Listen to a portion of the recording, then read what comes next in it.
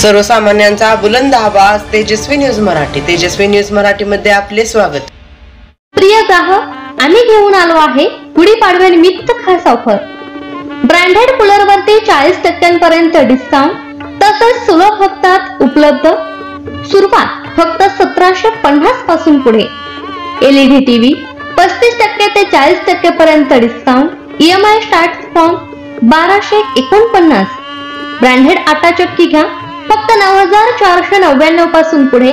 सोबतच 40 वर्ष वॉरंटी देणारा एकमेव ब्रँड. वॉटर प्युरिफायर फक्त 4999 पासून पुढे. सोबतच गिफ्ट फ्री. घरगुती व कमर्शियल वॉटर प्युरिफायर मिळतील. मिल्किंग मशीन खरेदी करा फक्त 16999 मध्ये. आम्ही देत आहोत 10 वर्ष सर्व्हिसची हमी. कडभा पुट्टी खरेदी करा आणि मिळवा 30% 40% पर्यंत डिस्काउंट. वॉशिंग मशीन खरेदी करा आणि मिळवा 20% 30% पर्यंत डिस्काउंट. फॅन, इस्त्री, मिक्सर, शेगडी, चहा केटल अशा इत्यादी यांच्यावर आकर्षक डिस्काउंट. आजच भेट द्या मोर्या इलेक्ट्रॉनिक, सावळज. जय हिंद चौक, मोर्या हॉटेल शेजारी, सावळज. आमचा संपर्क नंबर 9322 37 04 97, 93 07 46 10 59.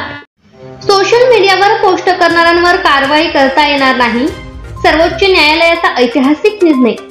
माहिती तंत्रज्ञान कायद्यातील कलम 66 अ हे अभिव्यक्ती स्वातंत्र्यावर गदा आणणारे असल्याने सर्वोच्च न्यायालयाने हे कलम घटनाबाह्य असल्याचा निकाल दिला आहे.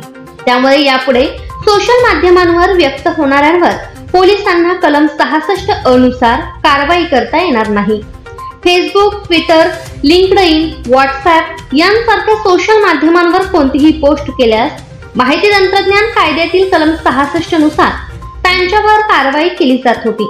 या प्रकरणी एका महिलेने सर्वोच्च न्यायालयात याचिका दाखल करून IT कायद्यातील कलम 66 अ आव्हान दिले होते. या प्रकरणी सर्वोच्च न्यायालयाने दिलेल्या निकालाबाबत विधी आयोगाचे सदस्य ॲडव्होकेट विजय सावंत यांनी माहिती दिली. सुनावणी दरम्यान सर्वोच्च न्यायालयाने हे कलम नागरिकांच्या अभिव्यक्ती स्वातंत्र्यावर गदा आणणारे असल्याचा निष्कर्ष नोंदविला. सोशल माध्यमांवर मत मांडणाऱ्या काही नागरिकांवर माहिती तंत्रज्ञान कायद्यातील 66 नुसार पोलिसांना कारवाई करण्याचा अधिकार होता. हे कलम स्वातंत्र्याच्या मूलभूत अधिकारांचे तसेच अभिव्यक्ती स्वातंत्र्याचा अधिकार देणाऱ्या कलम 19(1) अ चे उल्लंघन करणारे असल्याचे सर्वोच्च न्यायालयाने नमूद केले.